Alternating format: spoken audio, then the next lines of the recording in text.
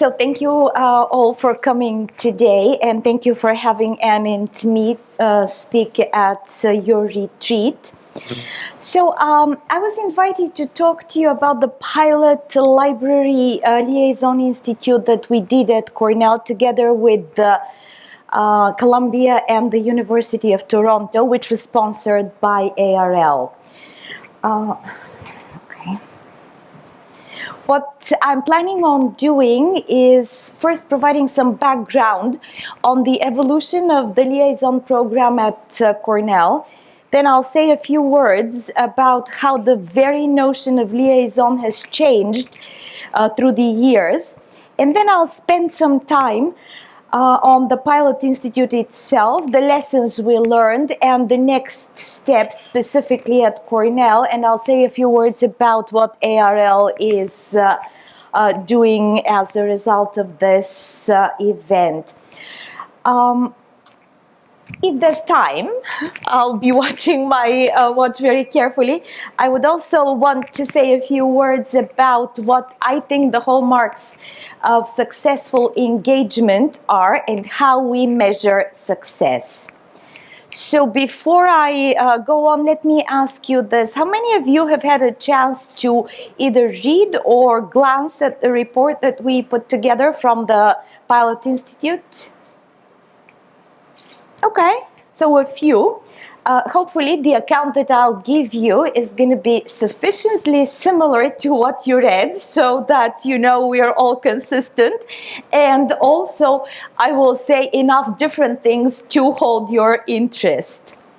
So first, a few words about liaisons at Cornell. Depending on how you count, we have between 15 and 18 libraries, and they're all organized in different clusters.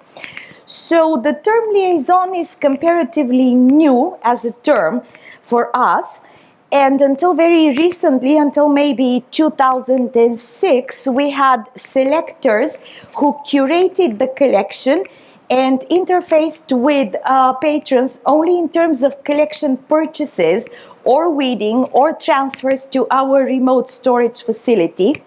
And we had reference and instruction librarians who were the public face of the library and offered the traditional instruction sessions, reference desk hours, consultations, and similar public services activities. So around 2006, we began to blend those roles, mostly as retirements came, primarily among the traditional selectors, and to fold selection as one of the responsibilities of reference and instruction librarians.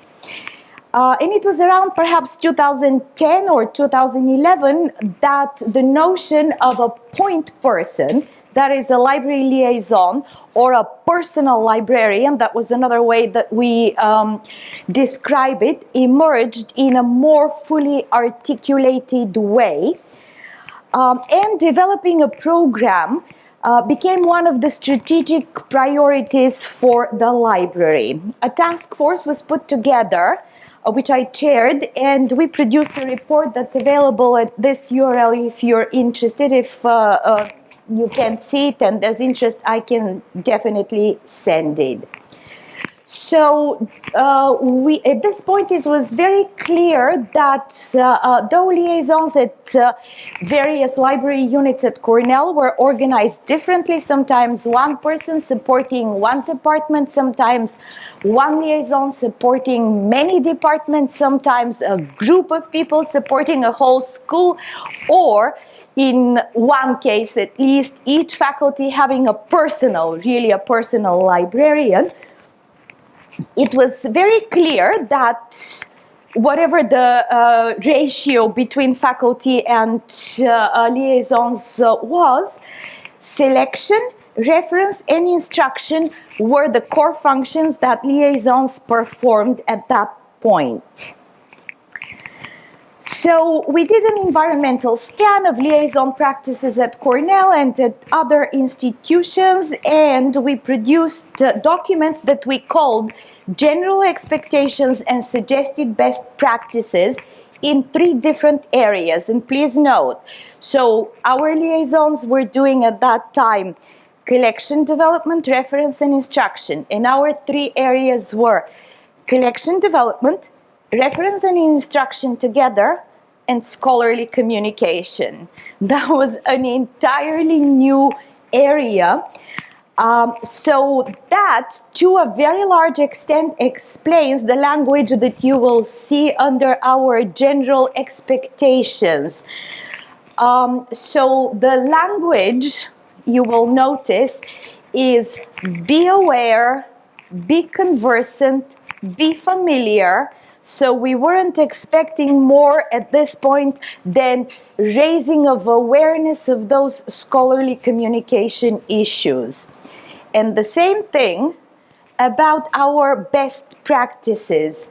Again, we were talking about awareness, facilitation, mediation, etc. So we clearly knew that our liaisons at the time were not equipped to do many or any of those things. So we embarked on a 2-year training program to raise awareness of these scholarly communication issues among liaisons. So this is where we were in 2014 when we began contemplating a joint institute with Columbia and Toronto for our liaisons. So before I go to the institute, to the highlights of the institute, let's look at how the concept of a library liaison evolved nationally and what had been happening on the national arena. So generally speaking, Cornell is not that unique. Library liaisons are the people who have it as part of their job responsibilities to regularly interface with a specific segment of the population.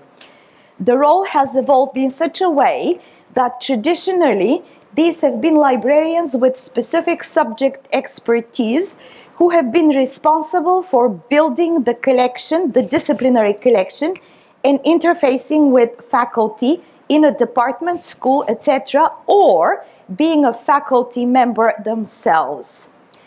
But the more the idea of the library as services permeated the ethos of librarianship, the more the idea of the selector as engaged primarily with the collection, that picture that I have over there is supposed to represent engagement with collection, or at the most connecting a user to the collection or resource, fell apart. Even as early as the 1990s, there were calls for focusing on librarians facilitating new knowledge creation and dissemination rather than simply consumption. So the more the user was becoming the focus of library services in a more direct and tangible way, rather than an abstract potential user of a collection built just in case, the Association of Research Library was noticing a need to focus on the user even as early as their 1922 spec kit on library liaison positions. The next ARL spec kit on library liaisons in 2007 registered once again the need to engage faculty users on their own terms. And this is probably the underlying motive of everything that I am going to be saying today. It's not about the library, it's about the users. Before the next ARL spec kit appeared in 2015, there was a 2013 report titled New Roles for New Times, Transforming Liaison Roles in Research Libraries, which called for a new model of the engaged liaison. And in 2014, Anne's Ithaca issue brief appeared, which proposed 5 success measures aligning academic goals, including promotion of the institutional repository and open access publishing, global engagement, and increased research funding. So it was in this particular context that a number of ARL-sponsored conversations led to the idea of convening a pilot institute for library liaisons at Cornell in June of 2015. So there were about 50 participants from Cornell, Columbia, and the University of Toronto, and the goal was to explore future models for structuring liaison work and discuss ways to measure the impact of liaison work on fulfilling the mission of the university. The second part of the conversation, we barely scratched the surface, and I'll talk about that. Another goal was to bring together perspectives from different liaisons, library administrators, and university administration to look at alignment or identify a lack of alignment between what liaisons are working on and between and what the institutional goals were. So the report of the Institute is available at that URL, and if you want the detailed analysis of the data, I urge you to go there.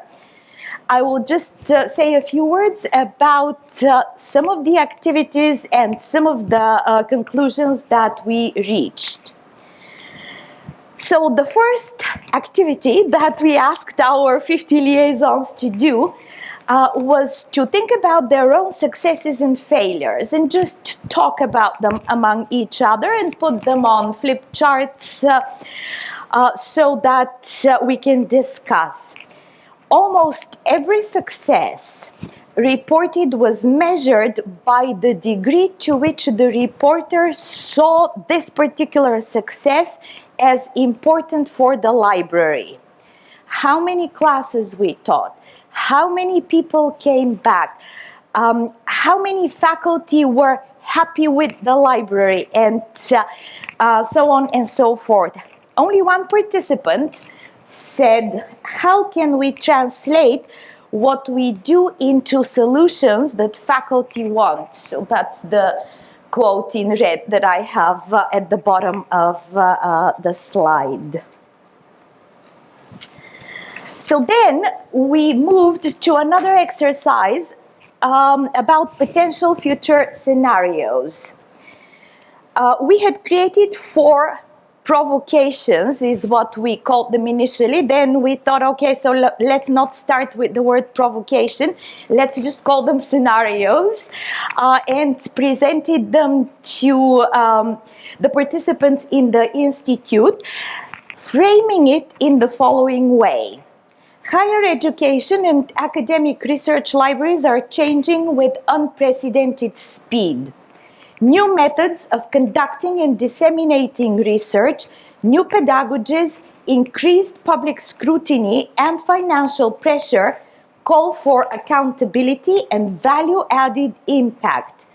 In this new environment, the role of the library liaison will change to facilitate new forms of scholarship, teaching, and learning. And we asked the participants to consider these questions as they were discussing the scenarios. How do you, as an individual, prepare for the future? What do you need your library management to do for this future? How would this future change your relationship with faculty, administrators, colleagues? And is this a plausible future? Do you see any other possible futures for liaison work? So the 4 scenarios were, I'm not going to read the whole scenario, but basically this one questioned disciplinary expertise. The next one questioned the bundling of the library to a specific institution. So it was more about the global university. The third one questioned the impact of one-shot instruction sessions. And the fourth one talked about outreach and marketing of library services, that is selling, if you will, the value of the library. That language was also very controversial, by the way. So we had people discuss, our liaisons discuss the scenarios and then report based on the questions that I read you first. And here are some observations, not everything that came in those discussions, but just a few things. There was definitely a tension between what the future might hold and a desire to hold on to traditional, often called core values of librarianship. There was a definite feeling that as we are moving into this bold future, we are losing something that we as an institution have valued for a very long time. There was also an anxiety about what will happen to our traditional instruction and reference, and are we abandoning them in order to support, let's say, scholarly communication. One of the biggest tensions was the fact that our liaisons felt that there are many new and different expectations, but the level of preparation or the skill level that they had was not enough to meet those expectations. And also, it wasn't clear how success would be measured. And it's still not very clear how success would be measured. This is probably something that I will actually finish with.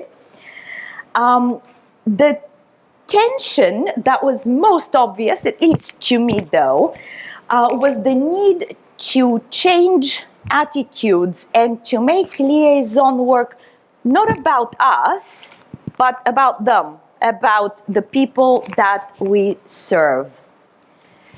So that's precisely what the next two activities were meant to highlight. The main question that the value proposition canvas portion of the Institute addressed was how might libraries enhance value or create new value based on user needs. Since the premise of a value proposition is the combination of products and services that create value for a particular customer segment, the first step in this exercise involved creating customer profile maps that looked at 3 different dimensions of each customer segment. Jobs and tasks, that is the things that customers are trying to accomplish. Gains and outcomes, that is the outcomes or benefits customers want. Pains and frustrations, that is the things that annoy customers or prevent them from completing their jobs. So I will not go into how controversial the term customer was, because that's not the point. Just imagine that this is user or patron or whatever you want to call them. So we divided the participants in small groups and had them work on customer profile maps. Once these were identified and the customer segments were known, their jobs, gains, and pains discussed, step 2 in this exercise constituted creating and assessing value propositions. And if you don't remember anything else from what I say today, please remember the value proposition. But I don't think that there's a chance that you won't remember, because we'll be working on value propositions during the workshop portion of your retreat this morning. So the value propositions for the various customer segments were created based on methods from the book Value Proposition Design. And the following is the template. Our, insert products and services, help, insert customer segment, who want to, insert whatever jobs the customer segment needs to accomplish, by, and here you have to insert a verb that's similar to reducing or avoiding a customer pain, and another verb, increasing or enabling a customer gain. It looks very easy, but when you actually start thinking about what is the value of what we are offering and how are we helping our patrons in those terms, it becomes really interesting. So much so that one of our liaisons said at one point, if you can't craft a value proposition, why are you even offering that service? So that's a different way of looking at what libraries do. So some of the things that we observed in the value proposition exercise, first of all, it highlighted the differences between what we value and what our customers need and value. Then they identified potential areas for new services or things we have intended to do and never got to them, but the value proposition canvas actually highlighted them as something that we should focus on. The other thing that was very obvious was that we struggle with crafting concise and compelling pitches for what we offer, the so-called sticky messages that we'll be working on today again during the workshop portion. Value propositions allow you to be specific to a product or a service and an audience rather than talk about the mission statement of the library and how great the library is, which ultimately everybody agrees with. But the question of, so how can you help me and what is there in this for me, needs to be answered at that particular level. And then there was another question that was brought up. So are there times when we should push an agenda that we feel very passionate about, but users don't seem to be interested? And you can go either way with the answer, but the agreement that we heard from Liaisons was that yes, if we absolutely believe that, and I'm just going to use a random example, well, it's not very random, open access is a public good, but our faculty are not that interested, we should find a way, if we want to present this as a value, we should find a way to present it in a way that matters to them, not just to us or only to us. So the tension, once again, that was revealed was between thinking in terms of what libraries do and what users need, which incidentally is one of the principles of user-centered design. So the last exercise of the Institute was the personal reflections one, during which we asked liaisons to answer these 3 questions anonymously. What excites or motivates you the most? What scares you the most? How can library administration support you? And the summary of themes was the most exciting things: teamwork, collaboration between liaisons and functional experts, between library and other units on campus, addressing different segment groups differently,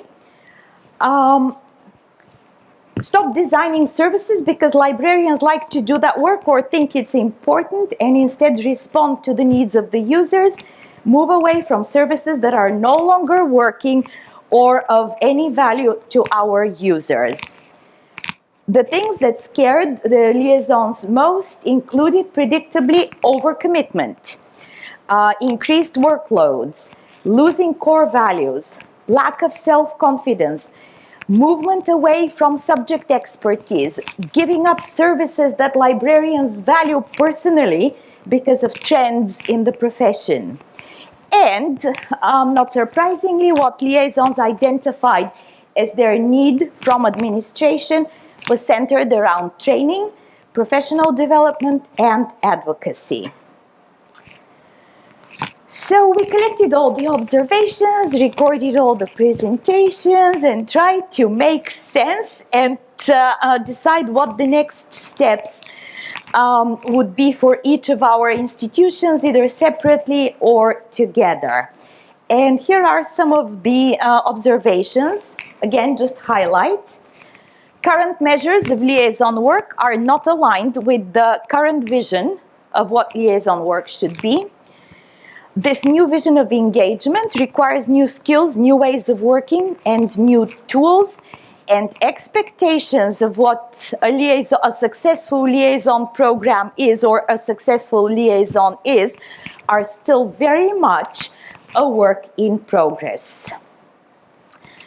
One of the most salient moments at the Institute came when one of the liaisons defined herself and liaisons in general as stem cells, in the sense that they're not defined by one specific quality, but can and should grow into whatever is needed by the ever-evolving processes of research, teaching, and learning. As appropriate as the metaphor seemed to us, we couldn't fail but notice that it seemed to clash with long-held cultural assumptions and values. So the unresolved tensions that remained after we've looked at all the data included the tension between subject and functional expertise, the tension between service and outreach. We serve patrons, so we expect them to come to us, while outreach means that we go out and actually find out what their needs are.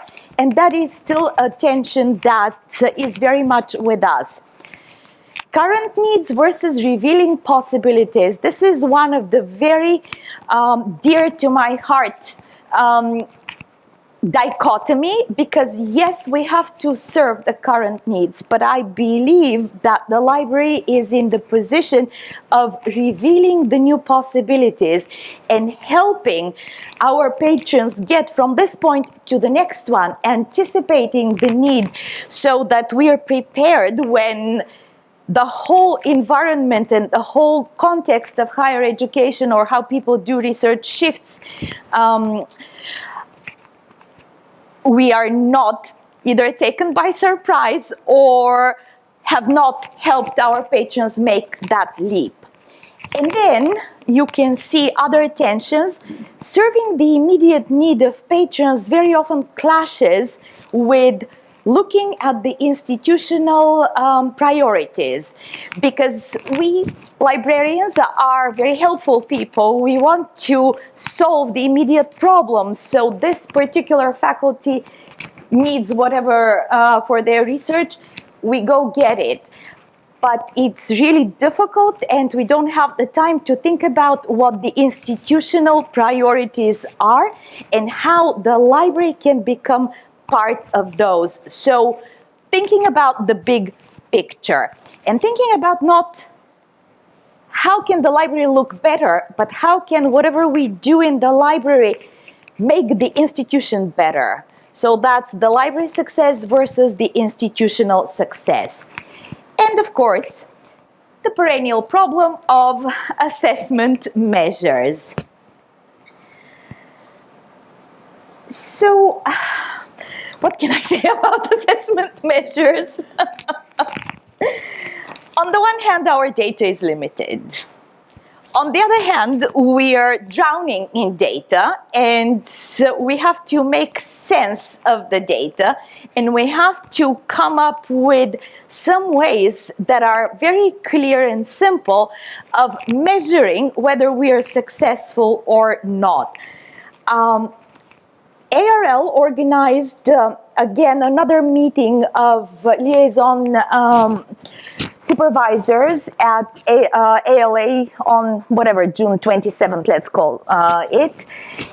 And we began a discussion of what are successful indicators of, what are indicators of successful engagement of library liaisons with their environment, and what are some of the measures.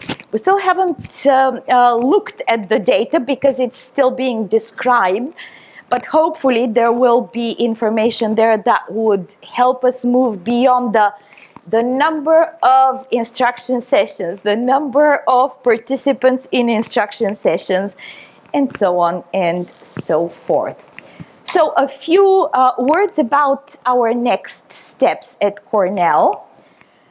After disseminating the summary of the Institute to all liaisons, not just the participants in the Institute, we held an all-liaison meeting to which we invited all of our functional experts as well. And we had approximately 50 people.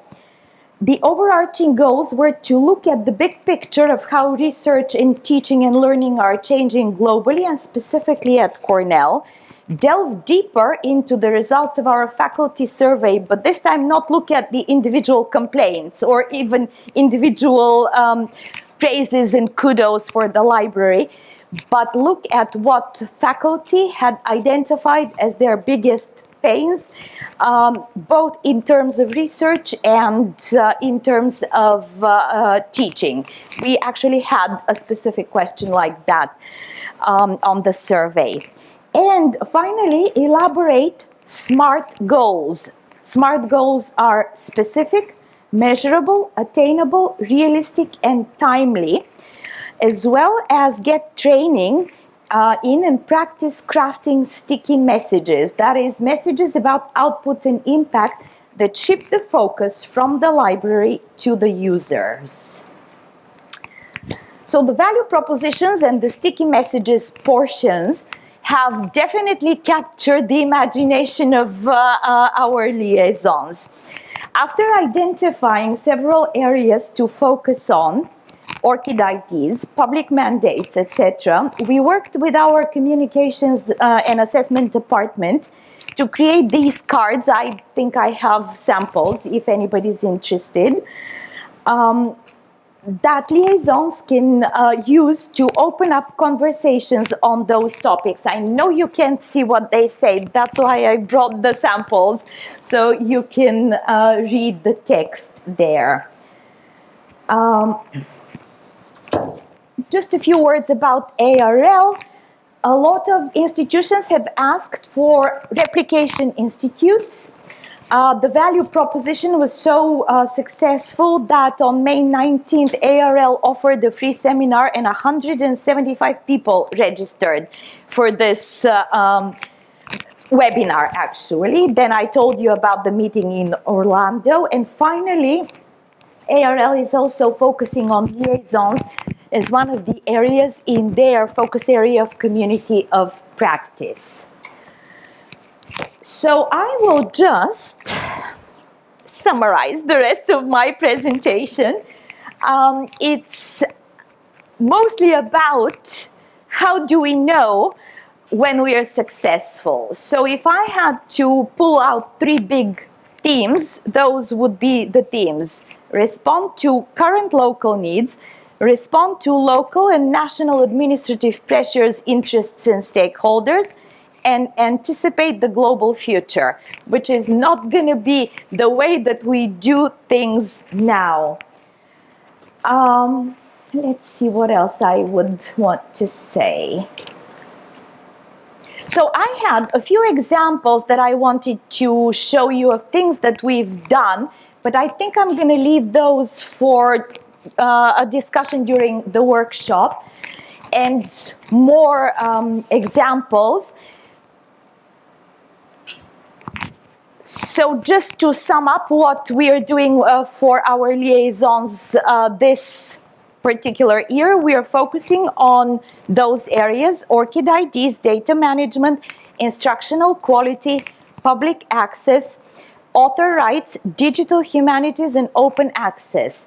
And we are offering a summer school, and I did not come up with that name. The Liaison Steering Committee came up with a summer school for liaisons with 4 sessions that are going on as we are speaking. So we are continuing to help liaisons increase their skills in areas that they might not be that comfortable in, but also you will see a focus on instructional quality, which is very important to me. It's not about the number of sessions that we teach, it's about the impact that those sessions make. And I can talk about that more. Um, okay. So, very conveniently, but unfortunately I'll not get there. The last slide of my presentation was the last slide of Anne's presentation, and I was going to talk about ways in which we can at least begin to measure success. But considering that our workshop is going to be outside and I don't have a projector with me, I just want to, and a microphone, I just want to quickly give you an overview of what we are going to do, and then we'll do it outside after the break. So, let's see.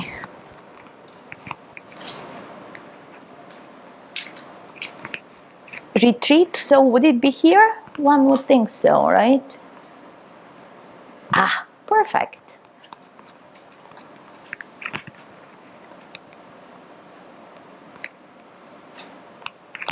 Okay, so we'll work on 3 different exercises. One is creating customer profiles, the other is creating value propositions, and then creating sticky messages. So customer profiles, I will ask you to think about very specific segments of your population. It could be anything that makes sense to you. It could be, oh, I don't know, early career faculty, it could be mid-career faculty, it could be international students, whatever the segments you think are the most important, the most salient. And then for each of those segments, think about the jobs that they do. What is important of them? What are they trying to achieve? And then, what are their gains and outcomes? For early career faculty, I would say an outcome is getting tenure. Early career faculty in tenure track positions. What about adjuncts? What about those who are not in tenure track positions? So I'm giving this example only to underline the fact that you don't have to think in terms of library. The job does not have to be connected to the library, at least in the, on the surface, right? What are the most important things that those people are trying to achieve? And then what are the pains? I don't know, maybe teaching is a pain, or whatever it is, so that we can start thinking about how our services can solve a specific problem or contribute to a specific gain. So that's the customer profile. And then the value map uses our products and services help a specific customer segment to achieve whatever goal or to do whatever task by reducing pain and increasing gain. Very easy, but you will see that it actually takes a long time. And then, this is the template. We'll talk about sticky messages. So, initially, when we presented the idea of sticky messages, there was resistance because it felt like we are, and I don't know why we would be used car salesmen, because I thought, well, maybe we could be luxury car salesmen or something, I don't know. But eventually, this became one of the things that people are most interested in, because it's actually so difficult. And we talk in a way that's so jargon-laden that sometimes we don't even understand each other, right? You can imagine our patrons. So, the message has to be simple. It has to be unexpected, or at least contain something unexpected. Depending on the length, it could actually be a story of some kind, because stories are very memorable. They stick in people's minds. It has to be concrete. Why should I care? It has to be credible, because you definitely don't want to err on the side of used car salesman, right? Emotional. I said something about stories, and it has to be selfless. And the selfless part is really interesting. The selfless part is this whole idea of it's not about me, it's about you. It's about solving a problem that you have or contributing to the quality of your research, your teaching in some way. So I'll give you a few examples. So look at the two propositions. We have expertise in data management, or we have expertise in systematic reviews, and whatever else we have expertise in. That is not a selfless message. That is about me. I have the expertise. But something like better data management will make your grant proposal more effective is about you. I'm not saying that this is a very sticky message. It's more of a value proposition than a sticky message, but it just demonstrates how you turn something about you into something about the other person. And here are two examples which I'm particularly fond of. So this is the way that we librarians explain what Orchid IDs are. And I'm not kidding you, this is a quote from a web page that we have.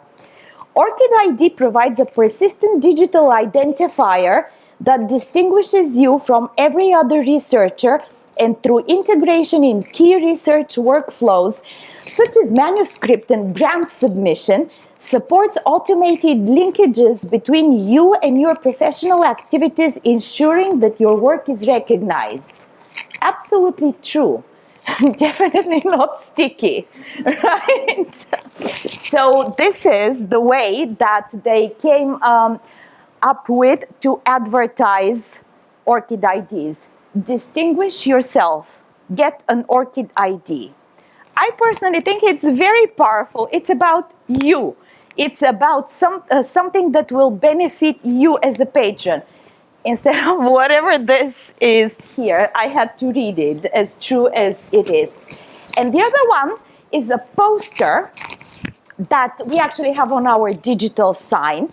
The digital sign is basically as people are leaving the library or as just coming in, you can see this being played as one of multiple digital signs that we have there. And it's about an initiative that we have with the other Ivy Plus universities to allow for borrowing privileges on site of each other's patrons. So if I go to Cambridge and spend some time there, I could be borrowing books from Harvard.